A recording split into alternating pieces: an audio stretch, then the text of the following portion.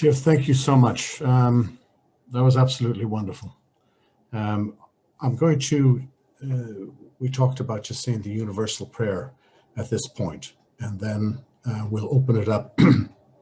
We'll open it up for questions, and I'll go around the horn if we can. So with that in mind, let me just make sure that this is.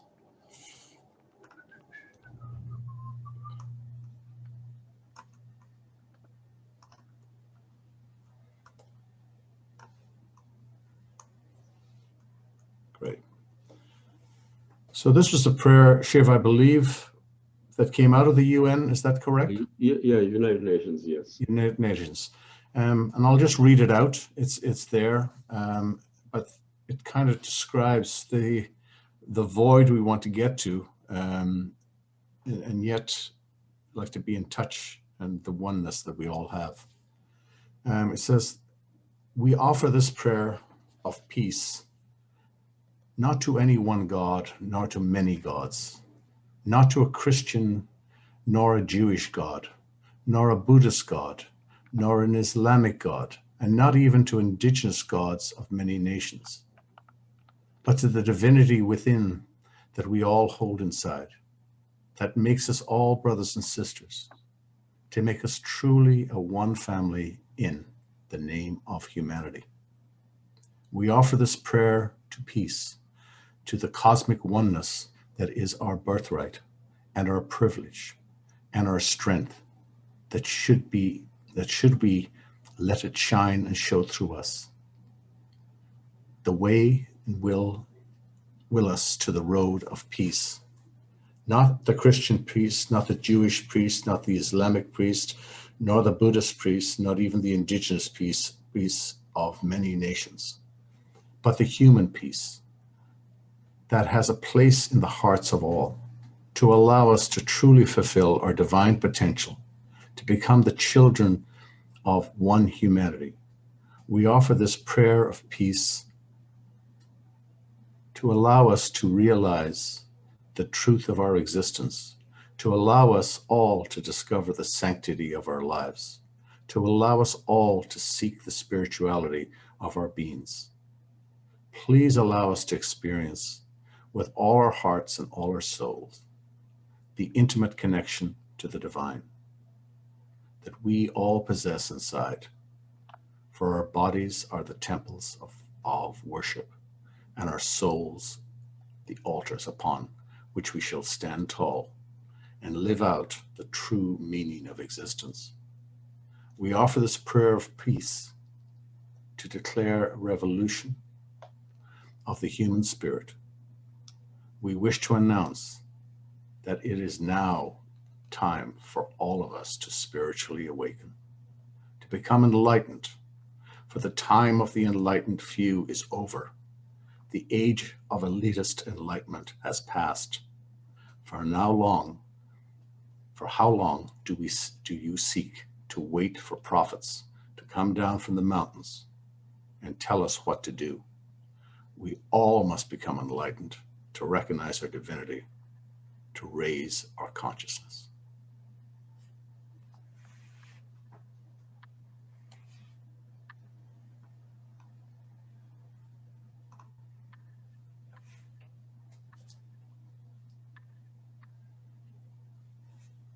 You just take a moment.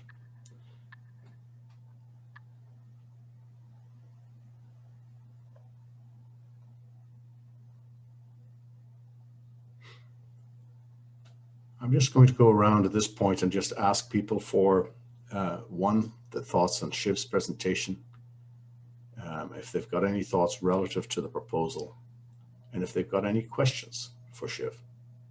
And Henke, I'm going to start with you if you can unmute, and then Bill, I'm going to come to you. Henke? Hi, I'm sorry, I haven't read the proposal. It's been a rather busy week, so I was... No worries. Yeah, I will send my comments to Shiv directly. Perfect.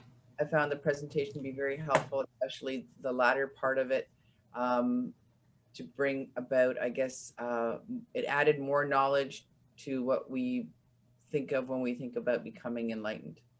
So I thought that was great. Thank you, Shiv. Thank you, Henke. Bill? Hi, here. Hank, if you can mute. Sorry, go ahead. Oh, yep. I read the proposal. I have a question involving terminology. I understand the concepts. Where did the term unity in diversity come from?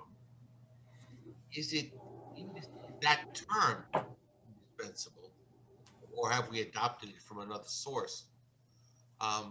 Because I think that in the United States, for example, at this point in time, the concept of diversity is alarming to a lot of the populace who thinks that they're being displaced by the existence of anybody who's different. And just the term diversity scares them. And I wonder how can we do this without calling it unity and diversity? Just call it something else. Call it something else. That's what I just throw that out there. Shiv, thoughts? Well,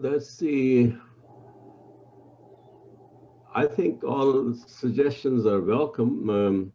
All that I would say is this is what came to my mind, and there may be other ways of expressing similar ideas, the same idea, that I think we should be open to. So Bill, if you have a better expression, let's talk about it. Yeah, well, I don't know if it'll be better. I'll submit some ideas, and we can all share them to some degree. But at this point in the United States, it's so polarized. Everybody thinks of somebody. Diverse is a nasty term here at this time. So I think you'd shut people off just hearing it. Okay, that's that. Thanks, Shiv. I'll pass the torch. Thanks, Bill. It's not the only place like that. I think the whole world is like that. But the whole world also wants peace. So what we're talking about is peace. And if we want peace and harmony, there's a price to pay. You can't get peace and harmony and go your own way too at the same time. You have to make some changes. Shiv, if I may, there was a lovely piece by Richard Rohr this week, and one was Becoming Wise Fools. And going back to what Bill was just saying, says, for those who will lead us into the future will have some hard-won wisdom. We might call them holy fools. By holy fool, I mean what the Bible and mythic literature have always presented as the Savior.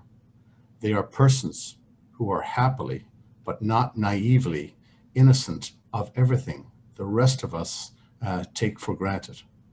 They alone can trust and live the new work of God, because they are not protecting the past by control, bracket conservatives, or reacting against the past by fixing, bracket liberals. Both of these groups are too invested in their own understanding to let go and let God do something new on earth. So your challenge, Bill, just what you're talking about is both groups have to let go. How do we get there? Anyhow, just a thought. That's Richard Rohr this week. Manoram?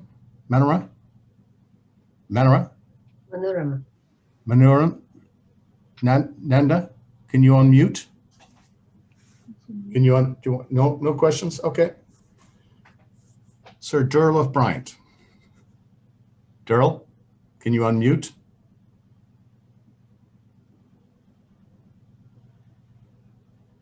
Durl, you get to unmute. Durl?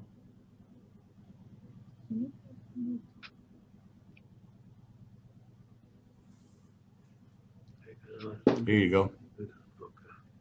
There, is that perfect? Okay.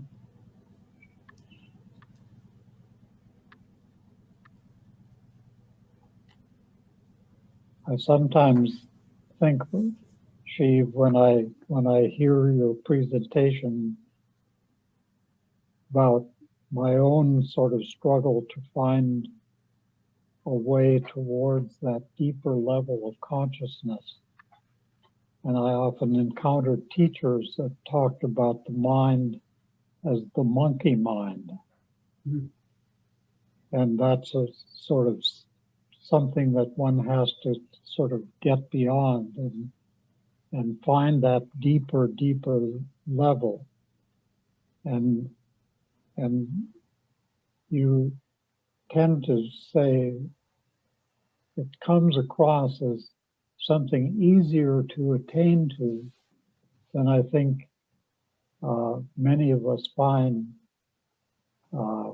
it more difficult, and it takes a lot of practice, a lot of trying to go to that deeper level than the sort of nice scheme that you give us.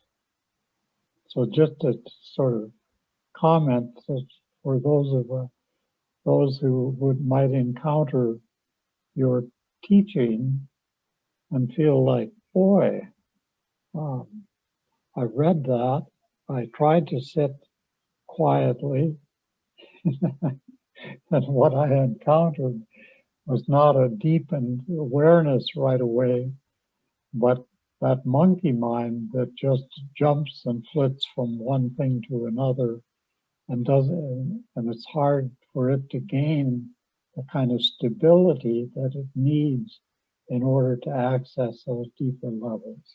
So just a comment. Thank you, Gerald. Yeah, monkey mind, I think all of us suffer from it, but thank you so much. Robin?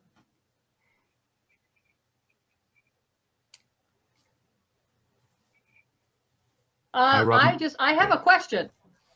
Shoot. I have a question. How can we teach people to carry the conscious state you get during contemplation to their everyday lives? Practice contemplation, your life becomes contemplative. It's a practice you need. Every day, spend an hour in contemplation, see what happens. You will see the changes within weeks, not years. It changes. Even deep breathing, it changes you. It changes your state of health. Okay? And you may need medication today. If you start deep breathing in 3 months' time, you will not need that medication. It is a transformational practice, although not very deep, but it is an essential practice to stay healthy.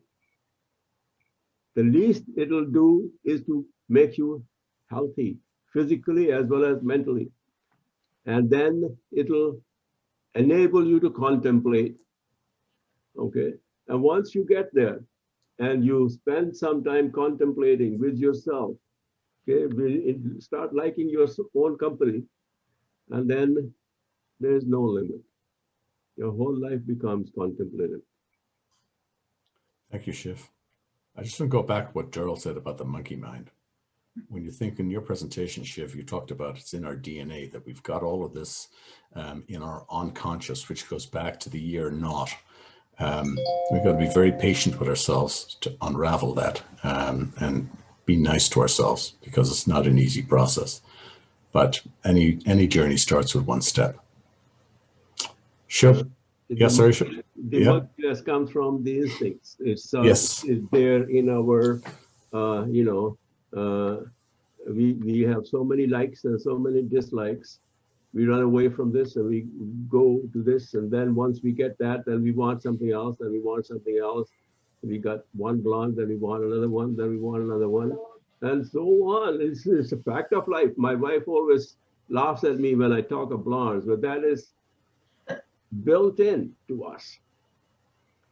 Our drive. That's the drive that goes back to the Big Bang, but anyhow. Yeah, it goes to the Big Bang. You can't run away from it just by you got to face it. Talking about it. It should be talked about because that's the way we are. Shobna? And just a comment that I worked in a Catholic institution for many years, and we started our meetings with Catholic prayer, and it happened for several years, I believe. Then one day, the CEO said that let us have anybody else talking about saying a prayer that would be neutral. So that's how it started, and that was a big shift for the Sisters of St. Joseph to do, because they saw the diversity and they brought it back to unity. And that's all I wanted to say. Thanks, Shobna. Thank you.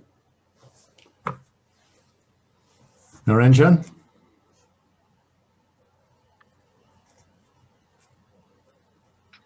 Oh, hi. My congratulations to Shiv for such an ambitious project, really. I hope he succeeds. You all succeed, really. I see this spirituality coming into practicality, really, at United Nations level, which is fantastic, really. It's quite a leap in the thought process, really. So my congratulations to all of you, really. Shiv, bye. Thank you. Veena? Okay, wonderful presentation. I truly believe in the 8 limbs of yoga, and they were very properly, very nicely explained. And I really feel like I think the main ingredient is having love, and our heart follows, like our mind follows the heart. Like, if we are really, I think we have to analyze our goal. What's the goal of the life, and then really analyze and then really follow it. And then, so very well presented. I liked every word that was spoken, and it's a practice. And Robin? Just to answer your question, like, I think controlling the mind, like, we cannot be doing, like, if we love someone, we cannot say that, okay, I'm going to love you just for an hour when I'm sitting for meditation. All day my mind is somewhere else, and then just that hour, I'm going to love you. It doesn't happen. So we have to tune our mind all day into that. And then comes that, then it's easier when we contemplate, because our mind is contemplating 24 hours, sleeping. That's called remembering. And there's some picture going on right now of my children, of my somebody. So we are in the habit of contemplating and remembering. So we just have to replace it. That's what I wanted to add to it. Beautiful. Thank you. Thank you. Okay. Thank you. And by the way, Veena is a yoga master, and you also basically, if you put on the chat line, Veena, you offer free yoga classes in Ottawa, correct? Okay, yes, thank you. No, we are all on the same journey. We are all on the same journey. But thank you. Would you say, Shiv, and I'm just thinking about what Veena is saying about love, we're afraid to love because it's such a risk to our core. We will certainly do everything we have to do for the people that around us that love, but to truly love is a huge risk, because, and you even think about today with 70%, divorce rate. At the end of the day, to love is also to hurt. When you lose someone and someone has passed from you, the grief that you're going to feel, the deep grief that is going in that, and yet that is probably the highest form of love. Shiv, do you have a comment? Yes. About love, about being scared to love. I think we pretend to love. Say that again, explain. We pretend to love. Love has to be unconditional. And you do this to me and I do that to you. That's a transaction. And love is, it should be there without any condition involved. Who you are should not be there. This is the way you should be, should not be there. You know, what we normally do is say, you become like me and I love you.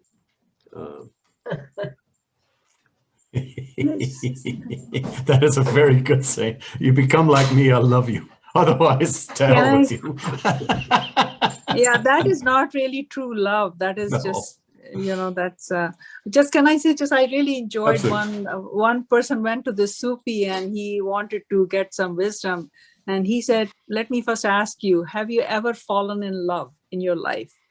And he said, if you haven't, then first go and fall in love, because we all have tasted some sort of love, like when we loved our spouse or like our children or a hobby or something. So that love we have to have for spirituality, for God. So that love we all have tasted, but so that I thought that was very beautiful. He said, have you ever fallen? Do you have that taste? We all have that taste when we were remembering that person, contemplating on that person 24 hours, weren't we? Yeah. Okay. Thank you so much, Veena. Okay. Sushil? So I enjoyed thoroughly. You know, I was fortunate to meet Dr. Shiv Talwar many years back, as mentioned, when I was in Waterloo. And, you know, I define the definition of guru is the one where sometimes just by observing certain behavior, you get some positive vibes, or you start imitating. So I consider him a true guru by his way of living, by giving messages. I have been doing a similar work in a little different direction. Right now I'm writing a book which is called A Framework for Fostering Intercultural and Religious Diversity. It's a very similar work with the unity in diversity kind of thing. And sometime whenever I get chance, I share my ideas with Dr. Shiv. So I only have another, you know, the side of my interest, you know, consciously or unconsciously, we are using these word religion, we are using word spiritualism or spirituality, but we still have not gone into details.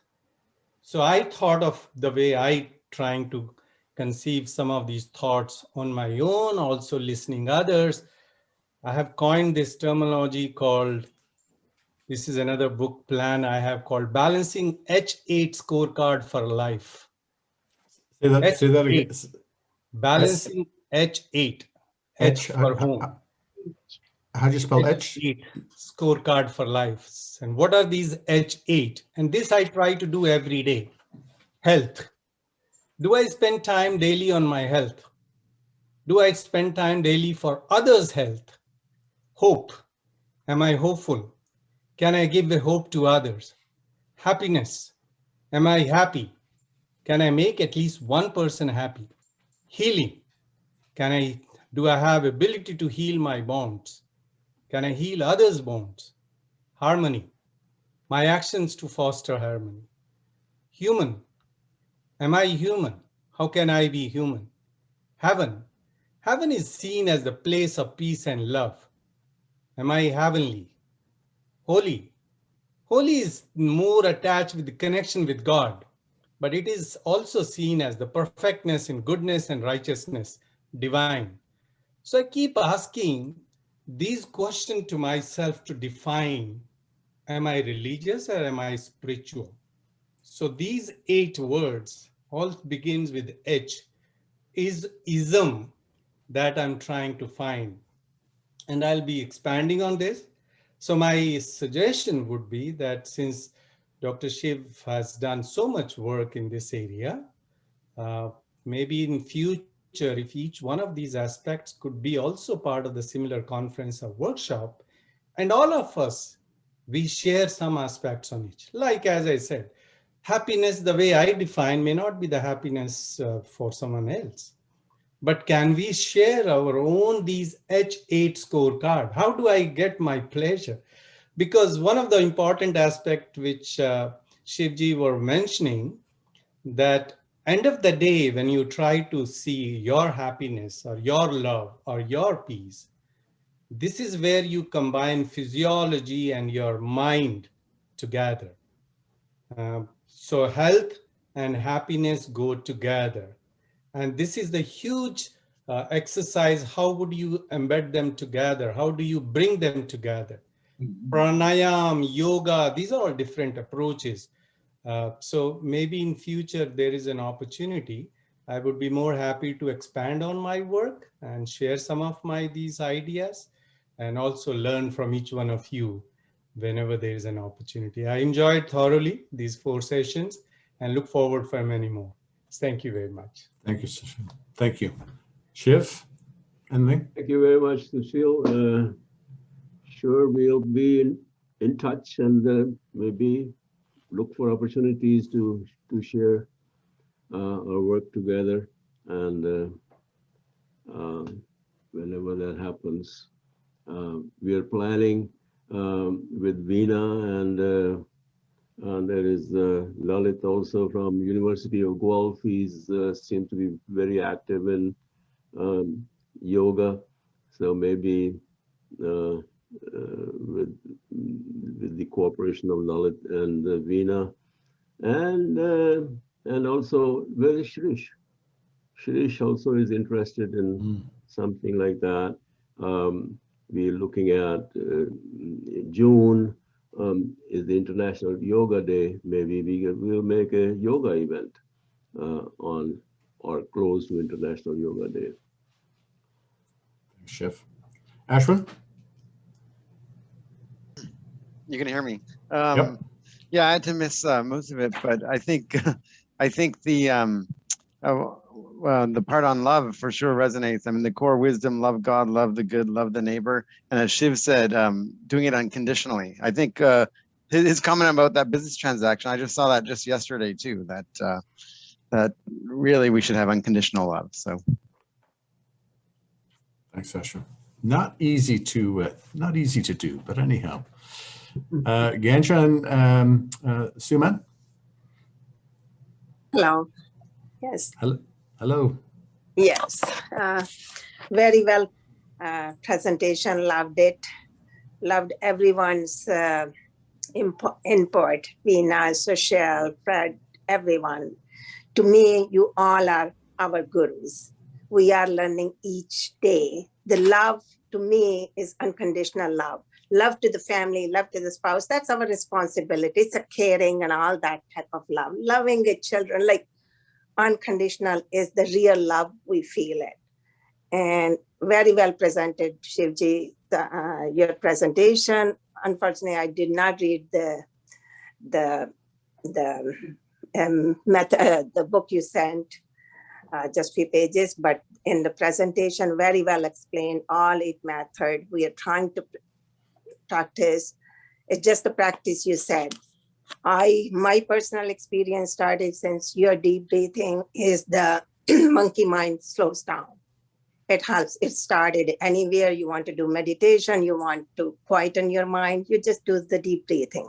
And it takes you step by step kind of thing automatically towards the right path. And excellent. We love you all. You all are great, great inspiration for me. And in future, looking forward to more knowledge from all of you. Thank you. Thank you. By the way, don't worry if you have not read the proposal. When you do get a chance, if you could just send some comments directly to Shiv, okay? And now for the biggest troublemaker in Waterloo. Vijay, are you there? Yes, I am. I wanted to talk about... I'm handling your public relations, by the way. The only thing I'll first comment is that Shiv has been very aspirational, very ambitious indeed, and I think he's done a thorough job of covering everything from atoms and quanta to the human behavior, and our separateness and all the tribalism that goes on. is covered it all, and but to bridge the gap and to become one humanity, I think it's very aspirational. And I think in order to go forward, I like what Daryl said about the monkey mind. Now, the thing is, if you sit down for 1 hour and you control or try to control the monkey mind, you discover how difficult it is even then within the 1 hour. But even if you succeed during that 1 hour to control your mind and start to get some progress to go inward, the thing is the other 23 hours or maybe the other waking hours, we have not got anything but the monkey mind working.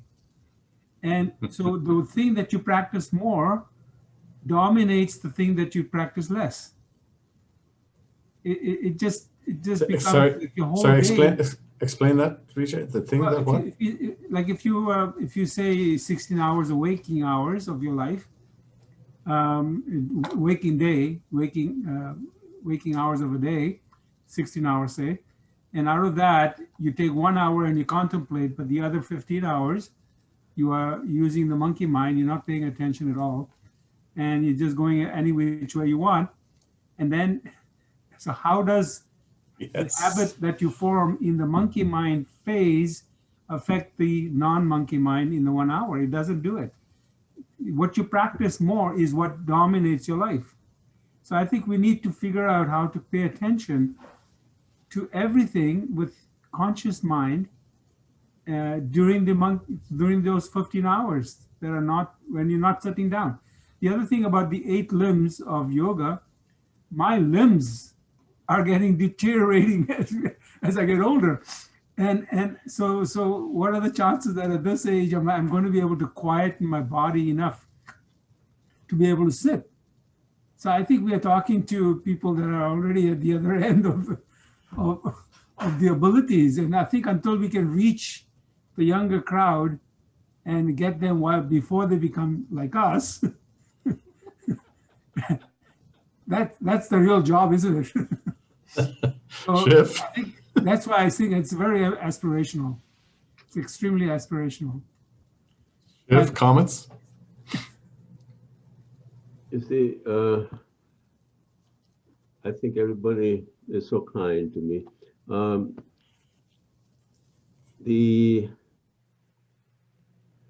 What you talk of aspirational, I don't know. I come from a city called Jalandhar, and my father, he had a lot of wisdom, but no schooling. And his pet sentence, I'm going to say it in Punjabi. The Punjabi people understand it, but the others will not. And then I'll translate it. I think it is, the wording in Punjabi is very effective. The wording in Punjabi is Lat de Rodia Munna ko Lahore. From the city where I was born is Jalandhar, and Lahore is now in Pakistan, and the distance between them is 80 miles. 80 miles. And what my father used to say, Lahore is only 3/4 of a mile if you start walking.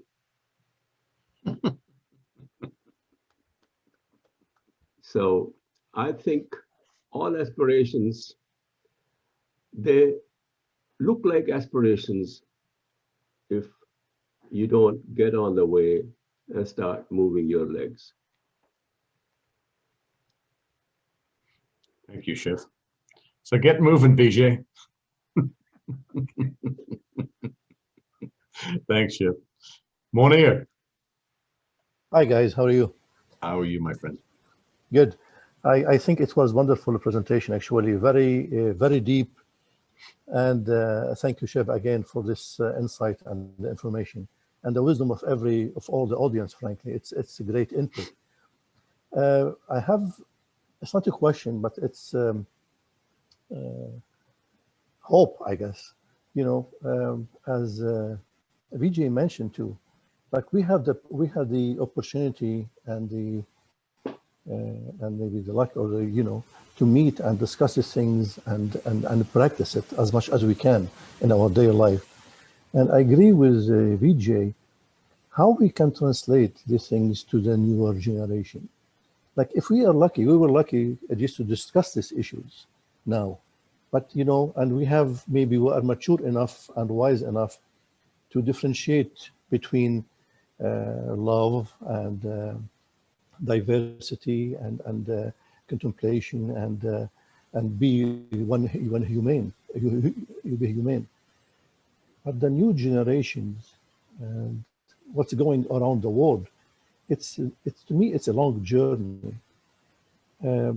I think there should have a path or a way to translate this information or start it some way in a way, as Vijay mentioned, for the younger generation. I think it's, he mentioned aspiration. I think I admire the commitment of Chev. Just keep on into this. And this is really, I mean, with our daily busy life, I think this is wonderful. And one last comment, if I can say, love, I think I can summarize all these things to me is, as Veena mentioned, is if we have good heart and we have love in our heart, regardless, I mean, I don't mean the transactional one, one-to-one, I agree with you, but to start with the love, with any action, an action we start with the love or intent of love, I think we are ahead of the game. Thank you all. Thank you so much, Munir. I think we're going to hear, we're going to be bringing Jonathan on in a second, and that's a younger individual that gives you, and also, Nomi, I see that you've had a comment. I see a comment here from Robin. It says, aspirations turns into inspirations. And I think it's a lovely comment. So again, it's the first step. Renu, anything? Hold on a minute. There you are. Gotcha. I'll do the video for now. How are you? I'm good. How are you doing? Great, thanks. Just in your comments about love, I think two things, like the thing that popped into my mind for universal love is like the concepts of abundance versus scarcity. Explain. And kind of like when you said we're afraid to love because we're afraid of loss. Yes. But I kind of go, the more you love, when there is loss, that space is filled.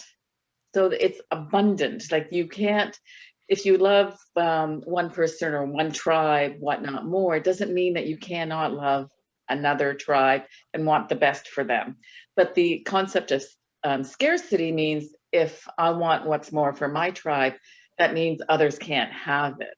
So that abundance scarcity issue comes into play, I think, when we talk about universal love. Shiv? Yes, that does come into play, but if you look at sharing, if we have abundance, there's no need of sharing. The idea of sharing only comes when there's little and demand is more. So love is also sharing. No, Dad, I agree with that. But that's what I'm saying is in people's minds, is that, if I love my wife, I can't love somebody else.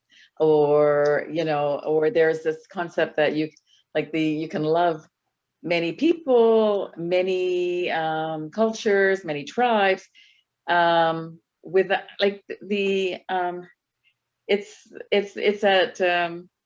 it's that thing, I can only love you.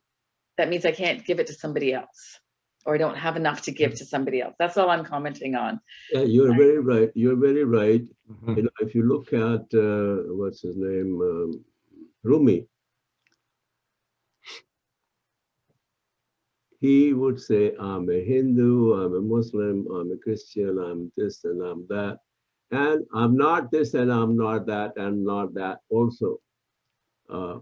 Once we say, I am a Hindu, that means I'm not a Muslim and I'm not this and I'm not that. And the definition or identity that we impose on ourselves, it's an imposition. We are human beings. Why don't we say we are human beings? No, we must define what kind of human being. We are white, or we are black, or we are yellow, or we are Japanese, we are Indians, or we are this. You know, this is all imposition. Imposition, explain imposition. Imposition on others? Well, you know, for example, when we, if you look at God, God is indefinable, okay? But we impose a definition on. For example, we talked about 99 names of God. There are 99 impositions of. Every name is a quality, attribute, okay? We impose that to create an understanding. And once we create an understanding that separates that person or that thing from another understanding. God is ineffable. That means you can understand in whichever way you want. It doesn't mind, or he doesn't mind, or she doesn't mind, whatever that is, he or she or God is. So it's always, we like to impose things on ourselves and on others, impose attributes. I'm a Christian, for example, or I'm a Hindu. It's an imposition on a human being. And it removes him from humanity. As we see, that is the big problem of the world. Our identities remove us from being human, and we become just that, whatever we define ourselves. This is an instinct that is built into us. No one is immune from it. No one is free of it. We may try to control it, but we are not free of it. I guess, Shiv, just to stay with that, you know, one of the things we said at SHEN is, we're not trying to change people's faith, and we're not trying to disagree with their religions. In actual fact, all are a path. So when someone says, I'm a Christian or I'm a Hindu or whatever, what they're really on that path, if you all said, I'm a Hindu, I'm better than you, if that's the way I'm coming across, is an imposition. On the other side is my story from where I started, is that I was a Hindu or I was a Christian and so on. It gives a term of reference when you're talking to the other as we travel this spiritual journey together. So I'm not sure whether it separates you. That's my only. I'm not sure whether it separates your identity. It doesn't mean that I am me as a Catholic. Everything the Pope says is manifest in whatever. No, in actual fact, you know, even within all our religions, that they all have weaknesses, human weaknesses. But out of that is looking at all these religions, and you see that we're all the same. And doing that, you understand that gives you from my perspective anyway, it gives you a point to start a discussion or specifically to develop. And it's in our DNA. So saying it dehumanizes you is very strong, right? It may, it doesn't dehumanize you, but it separates you to some extent. And this is built into this, is a built-in instinct. Okay, we feel safe here. We feel comfortable here. Okay, and as you say, love is getting out of your safety thing. You know, you're taking a chance. We don't take a chance. Right. Once we stop taking a chance, we have to get over our identity. Okay, like Rumi did. He had a universal identity. So he would say, I am everything. I'm a Hindu, I'm a Christian, I'm Muslim, I'm whatever. what he's saying is being a Muslim is not confining him. He's not confined to love only Islam. Above all, he says, I'm a breathing, living human being. Agreed. Well, we're trying to explain the unexplainable. Anyhow. Yeah, it is an unexplainable. Yeah. Thank you, Shiv. Jonathan, we need a younger point of view here to help Fiji along. Sorry, just picking on you. You only tease people you like, by the way. Jonathan, are you there? Jonathan? Jonathan said he doesn't feel well and doesn't want to talk. Yeah. No worries. Okay. Jolly good. Yeah, that's what he Nomi. had said. Oh, first, sorry, I've got to talk to Bernie Sanders. Christopher, where are you? I'm right here. Bernie's taking a break today, but I just had some thoughts with what Renu was saying and what we were just talking about. Sorry, can you hear me okay on this microphone? Yeah, absolutely. Great. Excellent. Yeah, the concept of abundance versus scarcity, I find that fascinating related to all this. And my thoughts were that as we move closer to the undifferentiated that Shiv talks about, it seems that abundance becomes more clearer to our consciousness. You have, the great masters like Jesus has these, some would say a metaphor or perhaps literally the loaves and fishes, all sorts of different aspects, not being afraid to die, not being understanding that, we go beyond this dimension is a hallmark of this understanding of the undifferentiated. And so I guess maybe there's a sliding spectrum here. And when we're overly married to the differentiated without the context of the undifferentiated, that's when scarcity, the illusion of scarcity becomes sort of controlling in our lives. And scarcity can manifest itself even in a lack of generosity, of extending our hand across the table to others' religions. We can say, I'm overly married to my concept of the divine.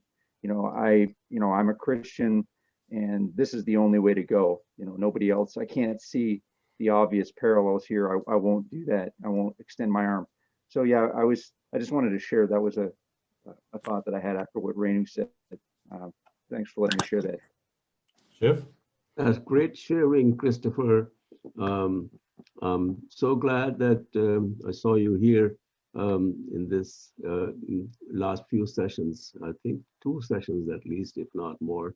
And Christopher and I, we've known each other for a long time, and we seem to get along very well. He's very kind. And Christopher, how are you doing? Haven't seen you for a while. I'm good. You're too kind, Shiv. I'm in Niagara Falls right now, the birth of electricity and technological abundance. Our forefathers used to have to hew wood and carry everything, and now we have electricity, and that started here. So it's exciting to be in Niagara Falls for a bit. So you moved there? You moved Can there? I just say one thing just on Go that ahead. topic? That Go ahead, Rena. Yeah. that I think our whole thing is from drop, we are trying to become the ocean. It kind of what Renu also said. So when we become so big, then so I think that's from drop to the ocean. And I'm the a other drop, thing, I'm an ocean. and the other thing I just want to say about that being Christian, Hindu, or whatever, like we all, like there are 4 beautifully explained phases in Islam. I wouldn't call it Islam, but by the Sufis. And the first one is we are all born into some religion. We follow get it from our parents, from wherever we are born, either in India or Western world or, location wise. So we get that. And then it is then we have a spiritual master, and then it all, like, these are stages. There are 4 stages. So we all start from somewhere. But the base of spirituality is the same if we really truly understand. Yep. So that's what it is, that we all, we have to go above all this to higher than these divisions. Absolutely, Veena. Thank Yeah. you. If I get just a minute to Go ahead. expand on. Yeah. So what Veena ji said, I put it differently. She said one drop, we are each drop in an ocean. I put it differently. We are trying to define a God, a spiritual being, a supreme being. And I use the analogy, the elephant, and each one of us are trying to hold each different parts. And that's the real part, that each one of us, where we took some approach, where we take our own background, where we take our own culture. And that's a one comment. Second comment, when she said that whether you are born in India, yes, I think this is the most difficult part. When Fred last time he defined his Cosmo egg. The religion is the institutionalized set of beliefs which gets clubbed into a religion. So I think the more we were trying to get is, how can this be separated out to a spirituality which transcends all religions? And that's where I was giving some of those H8 factors. Whichever religion you are, those H factors matter to everybody. But you are absolutely right that we bind ourselves into certain beliefs, and those are institutionalized beliefs. And that's where we define the Cosmo egg into the way we like it. Thank you. Thank you so much. Nomi, you've been lovely things. By the way, Shiv, we're going to copy out the chat lines and send them out to people. Yeah, we can do that. Yeah, that would be great. Because Nomi, I'm going to go with you in a second, but he's sent out some lovely things on Rumi, etc. Nomi, are you there? Nomi? She's saying she doesn't have a mic, she says. Yeah. He. Yeah. It doesn't have a mic, no problem. Thank you for your comments. You can see on the chat line, one of the things that he sent out the lovely thing about Rumi specifically. I'm not this, I'm not that. But let me just back up here a little bit. I am drunk. It says, I identify no one except that, this.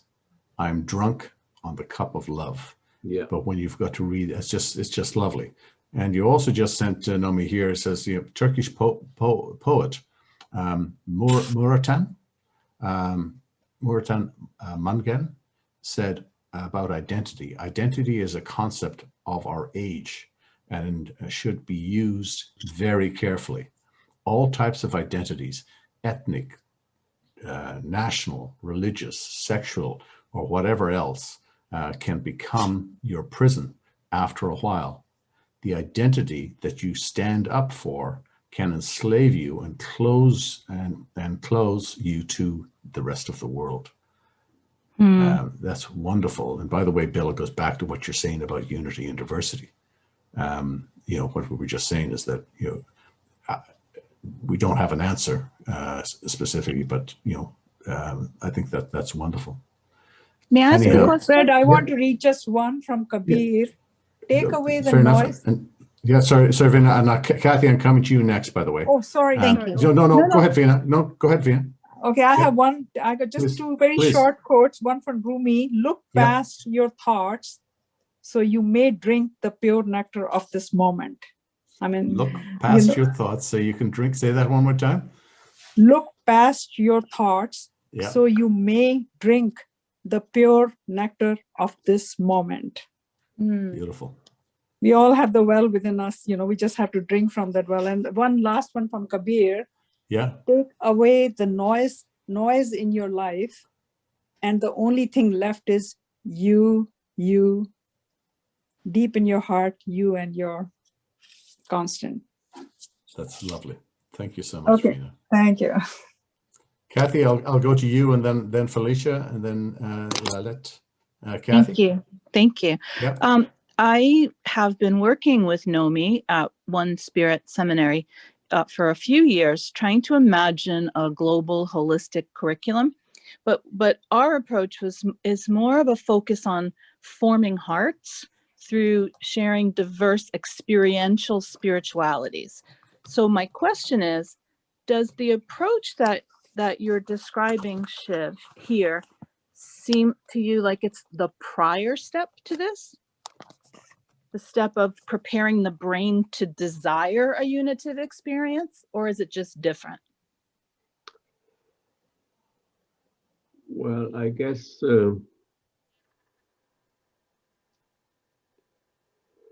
it is I think the value of what we're doing lies in the fact that transformation is within ourselves if we desire it. Most of us do not know that we can change ourselves. They just live their life naturally, and they're not aware that the potential of growth is there, the potential of change is there, the potential of development is there, and that's all that we can say. If we know that something can be done, somebody will want to do it. If we know that there's a Mount Everest, somebody will want to climb it. And that is the idea behind education that we are talking about.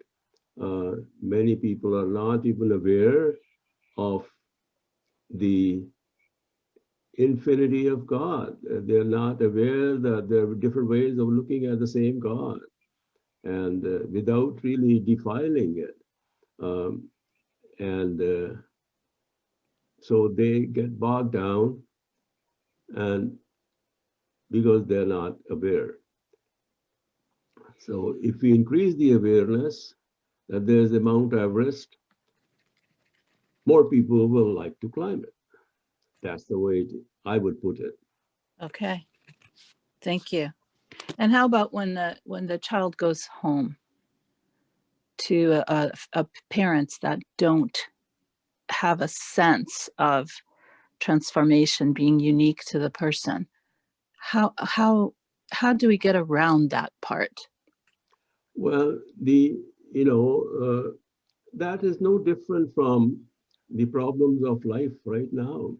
The Yes. child goes home and says, "Look, Mom, I got a boyfriend." The first thing mom gets is the shock.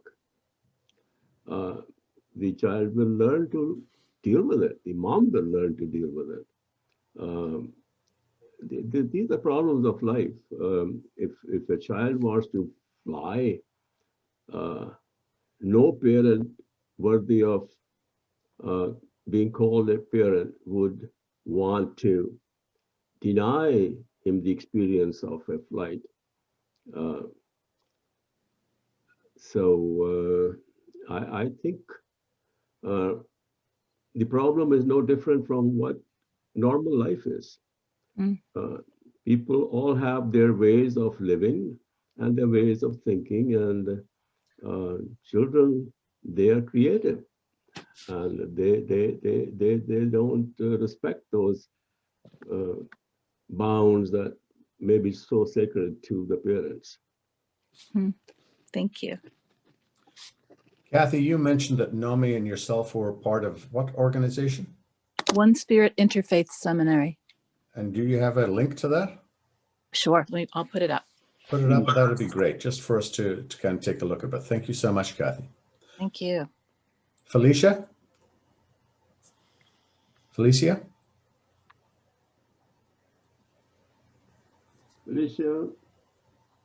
Felicia, are you there? Okay, we'll move on to Lalit. Are you there? Lalit? No worries. Anybody else? Have I left anybody else out Sir William, I'm going to come to you. Yes, of course. Did I miss you? I did. I missed you. You went to the top of basically the display of the view. You kept moving you around. My apologies. I even see the hand up. All right, let me do the hand. I think I'm fired. There goes my opportunity for a raise from Shiv. Go ahead, Bill. I listened to what everybody offered, and I also today, and I just have some kind of responses, and I want to give some input to everybody in terms of what's going on. The first thing is, I believe it was Munia. Am I saying your name correctly, Munia? But oh, that's right. That's right. Munir suggested, he said, how are we going to teach kids? And I have this much to say. We had snow in New York City, and there are some places in New York City that have hills, particularly out in Queens. So my son and I took my 8-year-old granddaughter sleighing, and she would go to the top of the hill and go down to the bottom of the hill. And then so what had happened, and it was a little icy, so she was having a great time. And there was she's 8, and there was a boy who's 5 or 6 who was having trouble getting up the hill. And she took the boy's hand to help the boy come up the hill because he was slipping. Nobody told her to do it. Nobody taught her to do it. It was there. It's part of her. And I just wonder if, that sense of kindness isn't innate in the kids. Mm-hmm. So it needs to be taught, but it's something that we have to continue to nurture in the kids instead of discouraging kids by saying, hey, you're going to lose a trip down the hill if you worry about that kid. Get up there and go again. Because that's what we do to teach those kids. But maybe the vast majority of the kids are already there. And the way we are raising them is snuffing out or extinguishing the impulse to be kind. And we can call it kindness instead of anything or anything. We can call it mindful kindness. And that's kind of a neutral term. Now, in terms of, so what we need to do is we need to continue to reinforce for the children their natural inclination to look out for each other and to worry about each other, to share with each other. And I believe that probably in this day and age, the most viable source is grandparents, because parents are busy. And one of the things that's going on is it really is kind of worldwide, and I can get into it with you if you hear more about it, but I'll just gloss over it quickly. There are a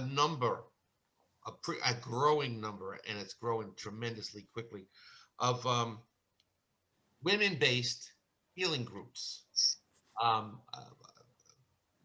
They call it the Power of 8, where they'll hear about someone who's sick, and there's a focused, intentional meditation done by 8 or more women simultaneously, not together, just simultaneously. And they're having marvelous results. I'll give you an example, just fast one. On January 29th, I got a call from a friend who told me her son-in-law was in a coma. And she asked me to reach out to the Each One Teach One crowd, Fred, and she, okay, but some of those people, and do what you can to get some prayers going for her son-in-law. He was in a coma because he had encephalitis, he had seizures, he had a spiking fever, and he had brain infection. Making a long story short, I made a call to a woman that night. That was Harriet, guys.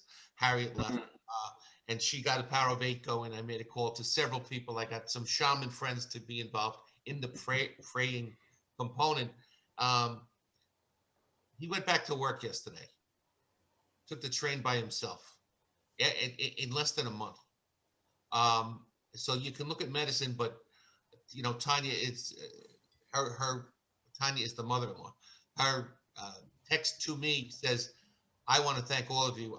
All my thanks are to God. Now imagine if an 8-year-old like my granddaughter was to say, Grandma, what do you do with this prayer group? And she says, well, we help people. So you're reinforcing the inclination of that 8-year-old when she asks, Grandma, what are you doing? We don't need to go out and enlist grandmas or women of any, because this pool is really exploding.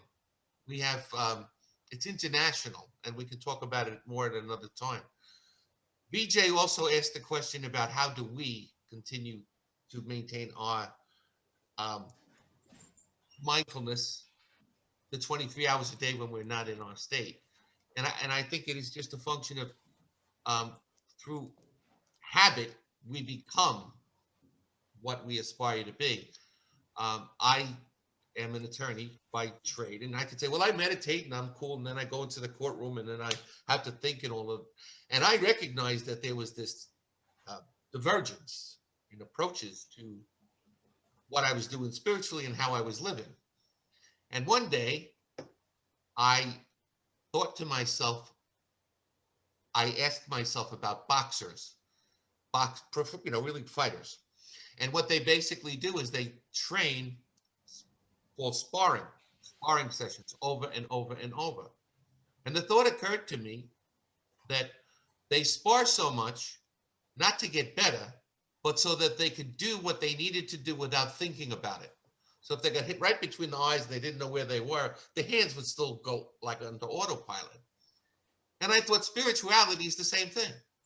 It shouldn't be something we have to consciously turn off and on. It should be there all the time, like the programming that the boxer has.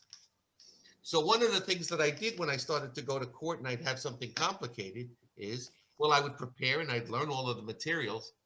But as I was waiting for the time to see the judge, I no longer went through this exercise of anticipating what I was going to say and plotting out my course. Instead, I said, I'm going to go up there and be calm, and what comes out of my mouth will be what's supposed to come out of my mouth. And it created so there was a calmness, and it was almost like I was guided at times to say what needed to be said. So I think that we needn't exist in a binary world of, hey, I'm either in my spiritual consciousness state of mind or my monkey mind. We can incorporate the two, but it requires surrender first. So I think we can do it all. I think that's it. Thank you, guys. Thank you, Bill. Shiv? I think you get the contemplative state becomes your norm if you practice. I've known people who only sleep for 2 hours. The rest of the time, they're active, they're contemplating, and they're in action. Contemplation doesn't mean that you take life out of, you take time out of life. You put life in time. It's a different thing. You are so excited about what you are doing rather than you're taking time out. People say, "Oh, I'm too busy. I don't have time to sit around and deep breathe and contemplate." And I think it's a fallacy. It's an appearance. But once you start contemplating, your life becomes contemplative.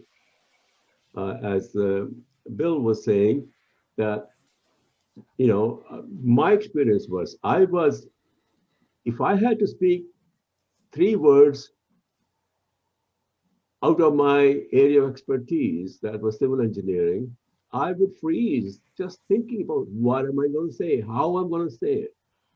And if you sit back and relax, and then let things flow out of your mind, your mouth, and most of the time you will say the right thing. You do your preparation and then relax. So now what I do is if I have to meet a new person, if I have to make a presentation, I take an hour to do my practice of contemplation, my practice of deep breathing, and then right things happen. I prepare like hell, like those slides, they didn't just jump out of my brain, they take time. But once I've done that, why keep worrying till the last moment? I have an experience that I want to share with you. When I was a little younger, I was in Pennsylvania, and my professor of soil mechanics, a great man from Princeton, he used to go to Lehigh to teach one course, and I took that course from him. And he set a final exam on Saturday morning, 9 o'clock. And it was against my religion to study on Friday night. Friday night was party night. So now, what religion was that, Shiv? That was the religion of a 24-year-old. Sounds very Irish. And, yeah, go ahead. You know, so I was partying until 4 o'clock in the morning. I come home, go to sleep, wake up in a couple of hours, take my shower, go right to bed. 100%. That is the only exam I've taken 100%, because I was not worried. I was relaxed. I was calm. I had a good time, good party, and relaxed. That is what a relaxed mind can do. That's what a calm mind can do. Thank you, Shiv. We're almost at time. We got about 4 minutes. Is there anybody else that would like? By the way, we will share. Shiv will share the chat line. Gerald? Just want to say thank you to both you, Shiv, and to you, Fred. It's been another very useful and illuminating Saturday morning. And no matter how often we go through this, every time we do, I learn things. So thank you. Thank you, Joe. God bless you. And the last words we'll leave up to Shiv. Shiv, any closing comments? Very much. Thank you very much for your patience putting up with us. Fred and I are not easy people to be with. And Christopher, I can see your face now. Looking good. You're looking good. So stay in touch, Christopher. Write to me sometimes. Send me an email. And hopefully we'll meet again soon. And we want to make this event near the Yoga Day become a reality. And I'll be in touch.